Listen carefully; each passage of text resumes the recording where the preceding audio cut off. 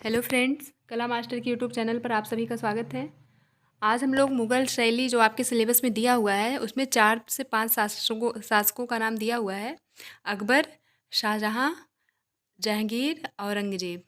तो उन्हीं में से एक शासक हैं शाहजहाँ, उन्हीं के बारे में आज हम लोग पढ़ेंगे। तो आइए देखते हैं शाहजहाँ के बचपन का नाम। सबसे पहले आपको यही पता होना चाहिए क्योंकि शुरुआत कहाँ से हो रही है। शाहजहाँ के काल से पहला पॉइंट आपका बनता है। शाहजहाँ के बचपन का नाम क्या था? खुर्रम था। शाहजहाँ के बचपन का नाम खुर्रम था और इनका विवाह किससे हुआ था? अंजुमन बानो। और इन्हीं को मुमताज़ महल कहा जाता था। इनका जो ओरिजिनल नाम था वो अंजुमन बानो था। जो ताजमहल में आप लोग सुनते होंगे मुमताज़ महल की कब्र है, मुमताज़ महल की, यही मुमताज़ महल है जिनका नाम की अंजुमन बानो था। और इस मुमताज़ महल ने ही शाहजहाँ के अंदर स्थापत्य कला का बीजारोपण किया था। मुमताज़ महल ने ही शाहजहाँ के अंदर स्थापत्य कला का बीजारोपण किया था। शाहजहाँ का काल स्थापत्य कला का स्वर्णिम युग या फिर आप कह सकते हैं स्वर्ण काल कहा जाता है। ये पॉइंट आपके लिए इम्पोर्टेंट है, ये पूछा भी गया, कई बार पूछा गया, ये रिपीटेड प्रश्न है।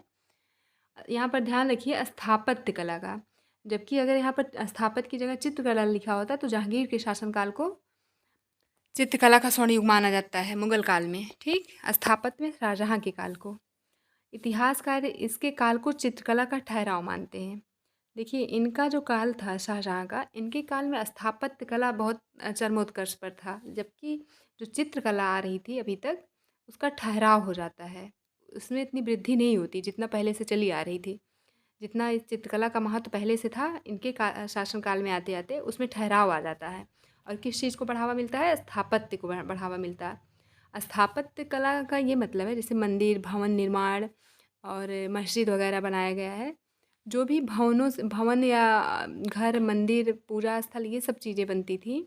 आप एक प्रकार से कह सकते हैं बिल्डिंग जो होती हैं वो स्थापत्य कला से संबंधित है, जबकि चित्रकला तो आपको जानते ही हैं। ठीक, इनके शासनकाल में स्थापत्य कला को बढ़ावा मिलता है जबकि चित्रकला का ठहराव हो जाता है। ऐसा सवाल बन सकता है किसके शासनकाल, मुगल ऐसे पूछेंगे, मुगल काल में किसके शासनकाल में चित्रकला में ठहराव आ जाता है? 4 शासकों के नाम दे देंगे, अकबर, जहांगीर, शाहजहाँ, औरंगज़ेब। तो शाहजहाँ के शासनकाल में। वाचस्पति गैरोला, जो कि जैसा कि इनके बारे में हम लोग शुरू से ही पढ़ते आ रहे हैं, ये इतिहासकार थे। ये क्या कहते हैं शाहजहाँ के शासनकाल में? ये कह रहे हैं कि अब मुगल चित्रकारों का मुख्य उद्देश्य जो है दरबारी वैभव का प्रदर्शन करना मात्र रह गया। ये आलोचना कर रहे हैं शाहजहाँ के काल की। ये कह रहे हैं अब जो मुगल चित्रकार थे, इनकी चित्रकारी का एकमात्र उद्देश्य रह गया था सिर्फ दरबारी जो वैभव था, शान शौकत थी, उसी का प्रदर्शन कर रहे थे। अपने चित्रों में दरबारी वैभव दिखा रहे थे और उसको ये दिखा रहे थे कि अपनी शान और शौकत दिखा रहे थे। ये दिखाना चाहते थे कि देखिए मुगल शासक जो है वो कितना शान और शौकत से रहता है और उसका दरबारी वैभव कैसा है। ये आलोचना कर रहे हैं एक प्रकार से। और दूसरे इतिहासकार क्या कह रहे हैं इनके बारे में? कलाविद हैं ये। राय कृष्ण दास के अनुसार शाहजहाँ के काल में चित्रों में के तकनीक एवं परिमार्जन में अभिवृद्धि हुई। परिमार्जन मतलब उसमें नई चीज़ें शामिल की गई। ठीक है, शाहजहाँ के काल में चित्रों के तकनीक परिमार्जन में अभिवृद्धि हुई, चित्रकारों की संख्या में वृद्धि हुई, लेकिन चित्रों की संख्या में क्या हुआ? गिरावट आ गई। ऐसा क्यों होता है? क्योंकि इनके शासनकाल में, शाहजहाँ के शासनकाल में स्थापत्य कला को बढ़ावा दिया जाता है। चित्रकारी पर उतना ध्यान नहीं दिया जाता। इस चित्रकार तो बढ़े, चित्रकारों की संख्या में वृद्धि हुई, लेकिन उनसे जो है उतनी चित्रकारी नहीं कराई गई जितना जितना कि उनकी संख्या थी। इसीलिए गिरावट आती है चित्रों की संख्या में। ये भी सवाल पूछा जा सकता है अगर अच्छा क्वेश्चन बनाएंगे आपके एग्जाम वाले। और देखिए अगला पॉइंट क्या है? एक विकसित चित्रकला शैली का रूढ़वादी ढंग से चित्रण करने की प्रचलित प्रणाली का विकास हुआ। एक विकसित चित्रकला शैली यानी कि नई चित्रकला शैली अपनाई गई जिसमें रूढ़वादी ढंग से चित्रण करने की प्रचलित प्रणाली का विकास हुआ, यानी कि रूढ़वादिता उसमें आ गई। जो इन्होंने चित्रकला शैली अपनी विकसित की शाहजहाँ ने, उसमें रूढ़वादिता शामिल हो गई। ठीक, अब देखते हैं आगे।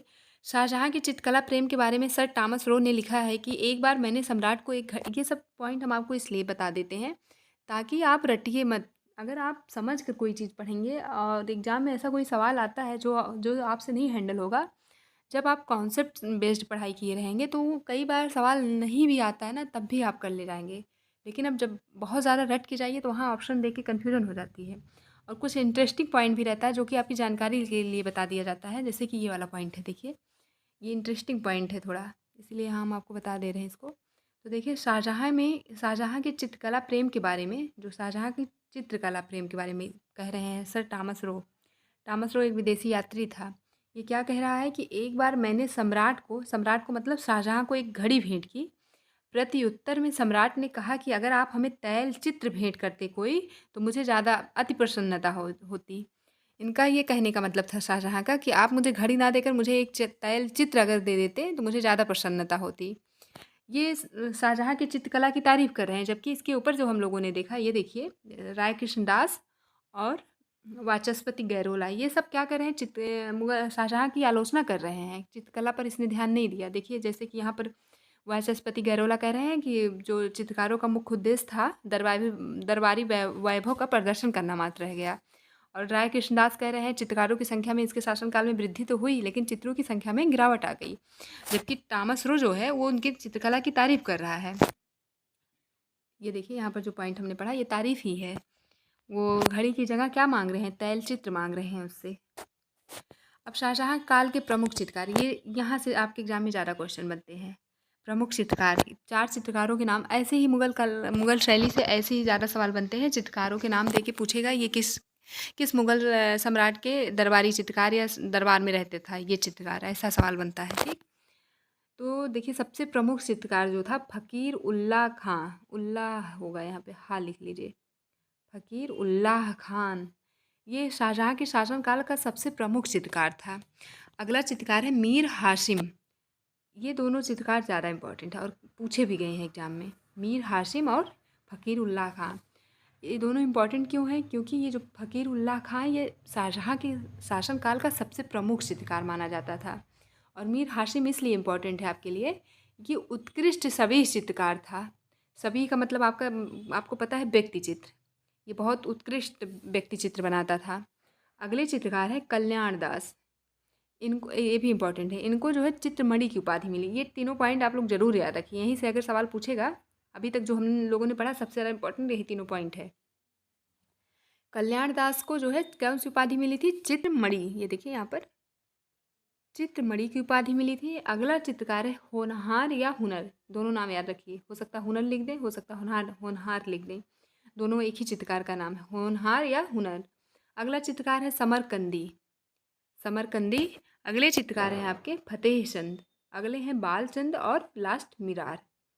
देखिए यहाँ पर जो भी चित्रकार शाहजहाँ के शासनकाल के हैं, जो इम्पोर्टेंट है वही मैंने आपको बताया है, जिनके परीक्षा में पूछे जाने की अधिक संभावना है या फिर यहाँ से सवाल पूछे भी गए हैं। अब फ़कीर उल्लाह के खान जो कि सबसे प्रमुख चित्रकार था, इसके बारे में 2 इम्पॉर्टेंट पॉइंट है, उसको देख लेते हैं। देखिए ये पहला पॉइंट तो यही हो गया आपका, ये सबसे प्रधान चित्रकार था शाहजहाँ के शासनकाल का। दूसरा है ये मुख्यतः निर्देशन का कार्य करता था, ये चित्रकारी करता नहीं था। जो चित्रकार काम करते थे शाहजहाँ के दरबार में, वो उनको निर्देश देता था किस टाइप के चित्र बनाएं वो, ठीक है। इसीलिए ये सबसे प्रधान चित्रकार, प्रधान किसको कहा जाएगा, जो मेन होगा। और देखिए मेन रहने का काम भी कर रहा है प्रधान का, कि ये मुख्यतः निर्देशन का कार्य करता था, निर्देश देता था चित्रकारों को, सुझाव देता था, आप कह सकते हैं। अगला चित्रकार जैसा कि हम लोगों ने पढ़ा, मीर हाशिम इम्पॉर्टेंट था और इसको भी हम लोगों ने पढ़ लिया। ये शाहजहाँ के दरबार का उत्कृष्ट छवि चित्रकार था। इसका एक सबसे इम्पॉर्टेंट पॉइंट ये है, यहाँ से सवाल पूछे भी गए हैं और ये दोबारा से पूछे जाने की संभावना है इसके भी। देखिए इसका प्रसिद्ध चित्र था मुगल सरदार, क्या था, मुगल सम्राट, जो पेरिस के एमडी डिमोटी संग्रहालय में संग्रहित है। कहाँ संग्रहित है, एम डिमोटी संग्रहालय जो कि पेरिस में है। मुगल सरदार जो कि मीर हाशिम का चित्र है वहाँ पर संग्रहित है। संग्रहित का मतलब मैंने आपको बताया है सुरक्षित है, अभी भी वो चित्र वहाँ पर रखा हुआ है। अगला चित्रकार था आपका होनहार या हुनर, इसने दारा सिकोह के एल्बम का चित्रण किया है। ये भी देखिए इंपॉर्टेंट है। दारा सिकोह जो है शाहजहाँ का पुत्र था, दारा सिकोह जो है ना ये शाहजहाँ का पुत्र था, इसके एल्बम का चित्रण किया है होनहार या हुनर ने। जिसमें क्या था इस एल्बम में, जिसमें 2 बत्तख या नाइट हीरोइन के चित्र इसके द्वारा बनाए गए थे। ये नाइट हीरोइन क्या था मुझे भी नहीं पता, आप ऐसे याद कर लीजिए इसको, अगर किसी को पता होगा तो कमेंट करिएगा। ठीक, इस होनहार या हुनर जो था इसने दारा सिकोह के एल्बम का चित्रण किया, जिसमें 2 बत्तख या नाइट हीरोइन के चित्र इसके द्वारा बनाए गए थे। इतना डिटेल में आपके टीजीटी के एग्ज़ाम में इतना डिटेल में नहीं पूछेगा। ये सब डिटेल में जो है पीजीटी या फिर आपका नेट जेआरएफ में, केवीएस में, एनबीएस में, इन सब एग्ज़ाम में पूछे जाते हैं। लेकिन यहाँ पर आपके लिए इंपॉर्टेंट है इस एल्बम का निर्माण किसने किया था, होनहार। और दूसरा पॉइंट आपके लिए यहाँ इंपॉर्टेंट ये हो जाता है, ये होनहार या हुनर किसके दरबार का चित्रकार था, तो वो शाहजहाँ के था। और ये एल्बम किससे रिलेटेड था, शाहजहाँ के बड़े पुत्र जो है दारा शिकोह से रिलेटेड था। और इस एल्बम में कुल कितने चित्र थे, 40 चित्र थे। इतने पॉइंट आपके लिए इम्पॉर्टेंट है टीजीटी के एग्ज़ाम के लिए, ठीक है। और ये जो 40 चित्र थे जो इंडिया ऑफिस लंदन में संग्रहित थे। ये जो एल्बम है ना, ये अपने यहाँ नहीं है, इंडिया में नहीं रखा हुआ है, ये लंदन में है। कहाँ है लंदन में, इंडिया ऑफिस करके वहाँ कुछ होगा, वहीं पर रखा हुआ है ये चित्र। यह एल्बम दारा शिकोह ने अपनी प्रिय बेगम नादिरा को भेंट किया था। दारा शिकोह की जो सबसे प्रिय बेगम थी नादिरा जिसका नाम था, इसको जो है दारा शिकोह ने यह एल्बम भेंट किया था। शाहजहाँ में ग्रंथ चित्रण, ये भी यहाँ से भी सवाल पूछे जा सकते हैं और पूछे गए हैं। ग्रंथ चित्रण का मतलब आप समझ रहे हैं, जैसे कोई किताब है, ग्रंथ है, बुक है, आप कुछ भी कह सकते हैं कि ग्रंथ है या किताब है या पुस्तक है। इस पुस्तक में जो चित्रकारी हुई है उसी को क्या बोलेंगे, ग्रंथ चित्रण, जो पुस्तकों में चित्रकारी हुई रहती है। तो प्रारंभिक ग्रंथ का यहाँ ये मतलब है कि शाहजहाँ के शासनकाल के आरंभिक वर्षों में जो ग्रंथ थे, ग्रंथ चित्रकारी थी, वो कौन कौन से हैं। शुरुआत में जब शाहजहाँ गद्दी पर बैठा है, शुरुआत में कौन कौन से ग्रंथ चित्रण हुए थे, तो एक था सादी बोस्टा, ये फारसी नेम है इसीलिए थोड़ा सा अलग टाइप के हैं, फारसी नाम है ये सादी बोस्टा। ये कहाँ, ये एक बुक का नाम है, इसमें जो है ग्रंथ का नाम है, इसमें चित्रण हुआ है शाहजहाँ के शासनकाल में। और ये कहाँ रखा हुआ है, ब्रिटिश संग्रहालय लंदन में रखा हुआ है। अगला आपका ग्रंथ चित्रण है शाहजहाँ के शासनकाल का गुलिस्ता, ये इम्पॉर्टेंट है, ये पूछा भी गया है गुलिस्ता। ये ग्रंथ चित्र है और ये शाहजहाँ के शासनकाल में इसका निर्माण हुआ। गुलिस्ता कहाँ संग्रहित है, गुलिस्ता आपका बोडलियन लाइब्रेरी ऑक्सफोर्ड में रखा हुआ है। अगला आपका ग्रंथ चित्रण है, सबसे ज़्यादा इंपॉर्टेंट यहाँ पर गुलिस्ता ही है। अगला आपका है कुल्लियत, ये चेस्टबरी संग्रहालय डबलिन, चेस्टबरी वहाँ का एक शहर है डबलिन का। तो ये कुल्लियत जो है आपका ग्रंथ चित्रण शाहजहाँ के शासनकाल का, ये चेस्टबरी संग्रहालय में संग्रहित है। ये देखिए शाहजहाँ के शासनकाल के जो ग्रंथ है ना, ये आरंभिक वर्षों में जब शाहजहाँ गद्दी पर बैठा था। अब अंतिम वर्षों में कौन सा ग्रंथ चित्रण हुआ शाहजहाँ के शासनकाल में, तो वो था पादशाहनामा। अभी तक जितने भी ग्रंथ चित्रण हम लोगों ने पढ़े, सबसे ज़्यादा इम्पोर्टेंट पादशाहनामा, ये कम से कम 7 से 8 बार रिपीट हुआ है ये क्वेश्चन। उसके बाद गुलिस्ता इंपॉर्टेंट है आपका, फिर कौन सा इंपॉर्टेंट है, सादी बोस्टा, और लास्ट में कुल्लियत। अगर आप कुल्लियत नहीं भी पढ़ेंगे तब भी चल जाएगा, लेकिन आप कुछ भी इग्नोर मत करिए, आप सारी चीज़ें पढ़िए जो यहाँ पढ़ाई जा रही हैं, क्योंकि कंपटीशन बहुत हार्ड है इस बार। तो पाँच सबसे ज़्यादा इंपॉर्टेंट आपका पादशाहनामा है, और इसका जब निर्माण हुआ था इसको भी आप लोग याद रखिए, 1657 से 58 ईस्वी के बीच में इसका ग्रंथ चित्रण ये हुआ था। और ये कहाँ है, बिन्सडर लाइब्रेरी में ये संग्रहित है। देखिए यहाँ लिखा भी हुआ है, यह शाहजहाँ काल का सबसे महत्वपूर्ण ग्रंथ था। कौन सा ग्रंथ, पादशाहनामा। ठीक, वीडियो बहुत बड़ी हो जाएगी अगर शाहजहाँ के शासनकाल को हम लोग आज ही पूरा कंप्लीट करेंगे। मुझे लगता है इसको 2 पार्ट में करते हैं। जो आज पढ़ाया गया है इसको आप लोग नोट्स बना के अपना रिवीजन करिए। इसका सेकंड पार्ट हम लोग कल देखेंगे, ठीक है। आज के लिए इतना ही, हम मिलेंगे कल। Thank you so much.